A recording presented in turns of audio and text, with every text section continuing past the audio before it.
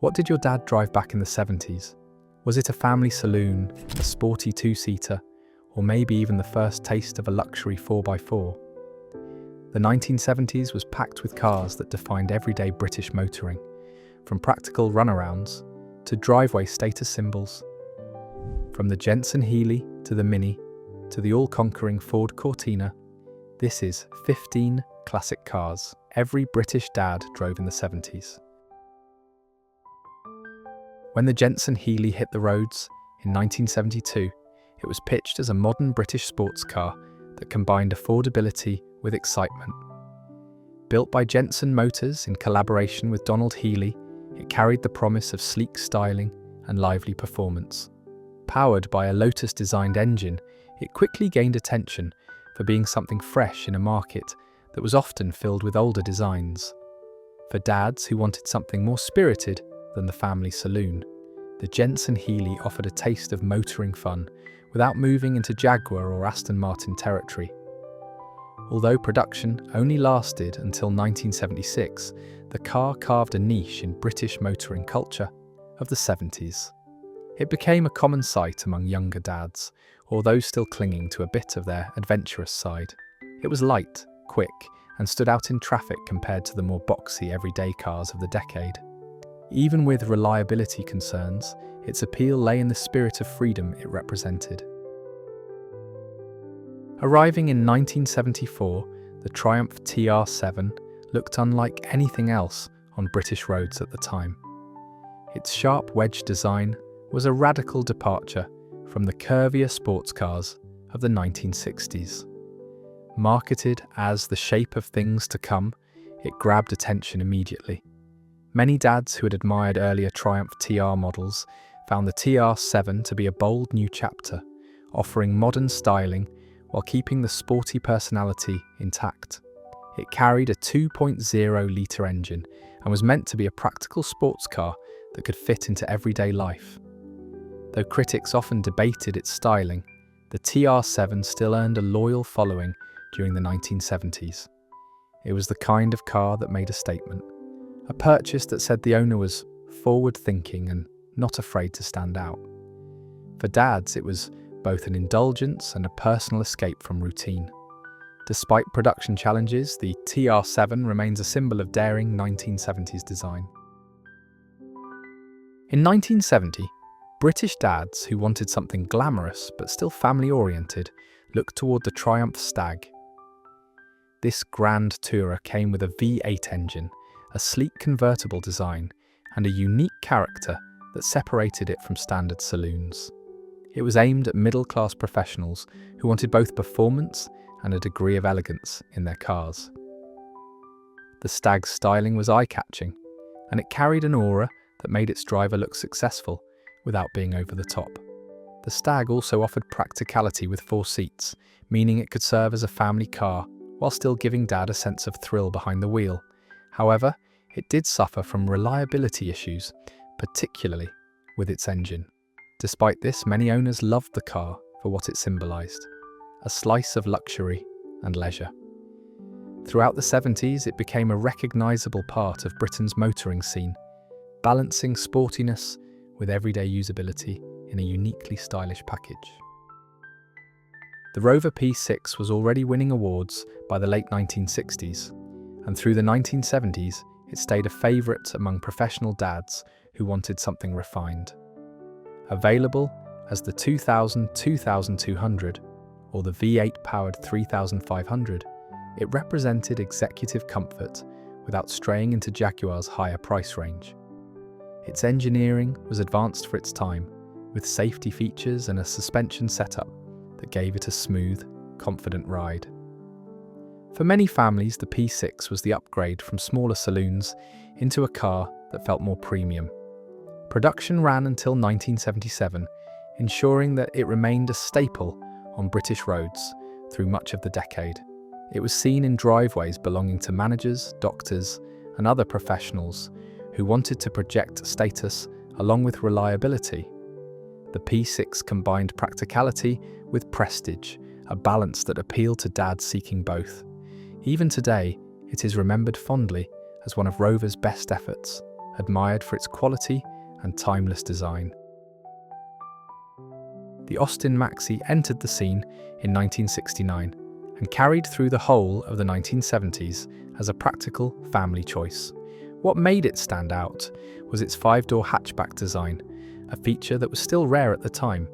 With plenty of boot space and flexible seating, it was a car built for growing families who needed more room without spending too much. Dads who valued practicality often leaned toward the Maxi, as it could handle everything from school runs to family holidays. Underneath, the Maxi used the same front-wheel drive layout that British Leyland had popularised with smaller cars. It was efficient, roomy, and designed to keep costs sensible for ordinary families. While it never reached the cult status of the Mini, the Maxi earned a reputation as a workhorse. It may not have been glamorous, but in the 1970s it represented smart, functional motoring for dads who wanted space and value above all. When Ford launched the Granada in the early 1970s, it was their answer to the growing demand for executive saloons. Bigger and more luxurious than the Cortina, it quickly became the car of choice for dads who wanted to project success. The Granada had strong engines, smooth handling, and a comfortable cabin that felt modern for its time. Whether in saloon or estate form, it provided space and refinement that appealed to older families looking to step up from the mid-size market. Across Britain, it became common among company car drivers and professionals who valued presence on the road. Police forces also used the Granada, boosting its visibility and status.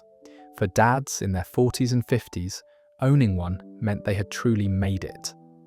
While it may not have had the sporty flair of a Capri, the Granada stood for authority, comfort, and dependability during the 1970s. Few cars captured the imagination of British dads in the 1970s like the Ford Capri. Marketed as the car you always promised yourself, it was a stylish coupe with long lines and a sporty image that stood apart from the family saloon crowd. Introduced in 1969, it became a symbol of cool motoring throughout the decade, combining affordability with a touch of glamour. For many dads, driving a Capri was less about practicality and more about having a car that made them feel young again. With engine choices ranging from modest 4-cylinders to powerful V6s, there was a Capri for nearly every budget. Its motorsport presence gave it credibility, while TV appearances in shows like The Professionals added to its allure. On the streets, it looked fast even when parked, and that alone made it desirable. For 1970s dads, the Capri was not just a car, it was a statement of individuality and fun. The Hillman Avenger, later badged as a Chrysler and then Talbot Avenger, rolled out in 1970 to much anticipation. Designed as a straightforward family saloon, it filled the gap between compact cars and larger executive models. With its tidy design, affordable running costs, and practical cabin, it was well suited for working dads who needed reliable daily transport.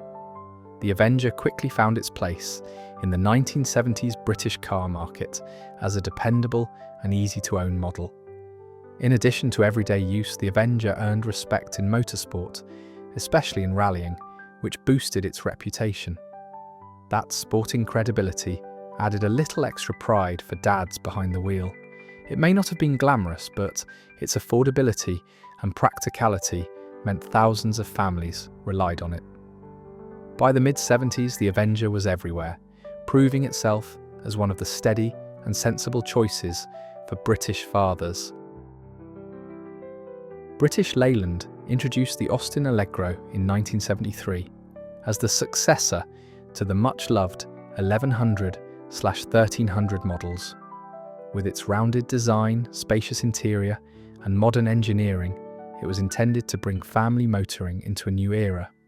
Although the Allegro has often been criticised in hindsight, at the time it sold in large numbers and was chosen by many dads as their main family car. It promised comfort, economy, and a new image of practicality for the 70s. For many households, the Allegro became a familiar sight on driveways and in school car parks. It may not have had the flair of a Capri or the prestige of a Granada, but it was affordable and available when families needed it. Despite reliability jokes that followed, the Allegro represented an effort to modernise British cars for everyday buyers. For dads who cared more about cost and convenience than style, it ticked the boxes. By 1971, British Leyland needed a no-nonsense family car, and the Morris Marina was their answer. It was built quickly to compete with Ford's Cortina and Vauxhall's Viva, and as a result, the Marina was simple, straightforward, and easy to produce. For dads, this meant a car that was affordable to buy and easy to maintain. It didn't pretend to be glamorous, but it did exactly what was needed for everyday family life. The Marina became one of the most common cars on British roads during the 1970s. Mechanics knew how to fix it, parts were cheap, and it was practical enough for school runs, commutes, and holidays.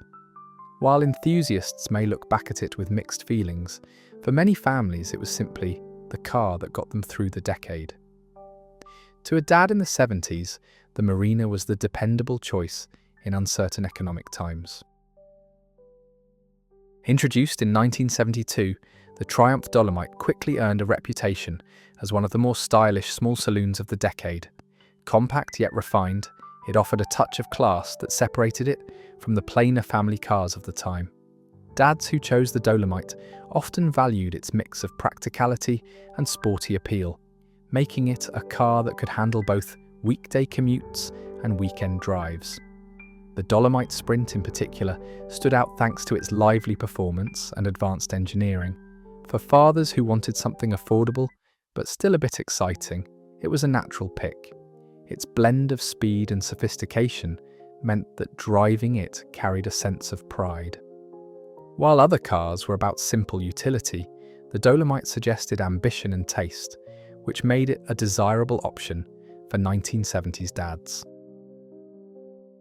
Even by the 1970s, the Mini was already a cultural icon, and dads who drove one were often looking for efficiency and charm rolled into a single package. Small on the outside but cleverly spacious inside, it fit perfectly into busy city life and tight suburban streets. The low running costs and reliability made it an ideal second car for many families. Beyond practicality, the Mini also carried plenty of character. Its links to motorsport, especially rallying success in the 1960s, gave it a sporty reputation that dads could still boast about in the 70s. Affordable, stylish, and instantly recognizable, the Mini wasn't just a car, it was part of the family's lifestyle. For many fathers, it represented freedom without the burden of high costs, and it remains one of the most fondly remembered cars of the era. The Vauxhall Viva entered the 1970s as one of Britain's most popular compact saloons. Its affordable price and straightforward design made it especially attractive to working dads who needed something reliable for both family errands and commuting.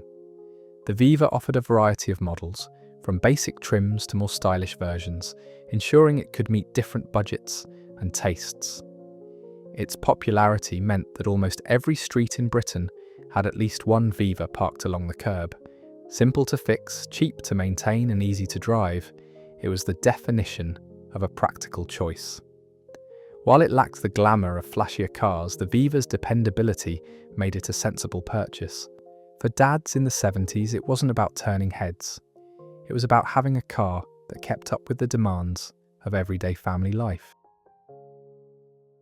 When the Ford Escort arrived in 1968, it was designed to be Ford's big new family favourite. By the 1970s, it had taken Britain by storm, quickly becoming one of the most recognisable cars on the road. Compact, reliable, and available in a variety of body styles, the Escort was versatile enough to suit both single dads looking for fun and families needing practicality. Its success in rallying also boosted its image, giving it sporty credibility that many rivals lacked. For fathers, this meant they could have a family car that still carried an edge of excitement. The Escort's popularity was immense, and it became the go-to choice for countless British households. Affordable, durable, and stylish enough to be proud of, the Escort set a standard that kept dads loyal for years. Topping the list is the Ford Cortina, the ultimate dad car of the 1970s. By the middle of the decade, it had become Britain's best-selling car, outselling rivals with ease and cementing its place in automotive history. The Cortina wasn't just a car, it was a statement, practical enough for the daily commute, reliable enough for long family trips, and stylish enough to sit proudly on the driveway.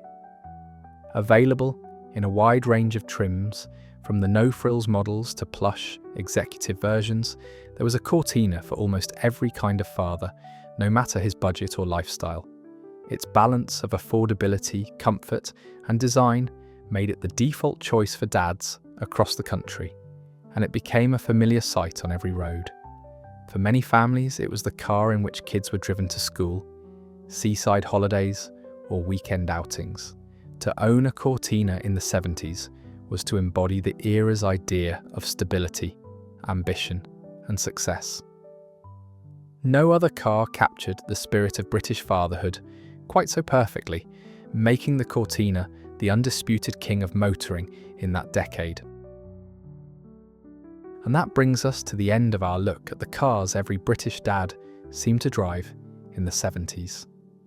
If any of these classics reminded you of family road trips, or your dad's pride and joy parked on the driveway, make sure to give the video a like and subscribe for more nostalgic journeys. See you in the next one.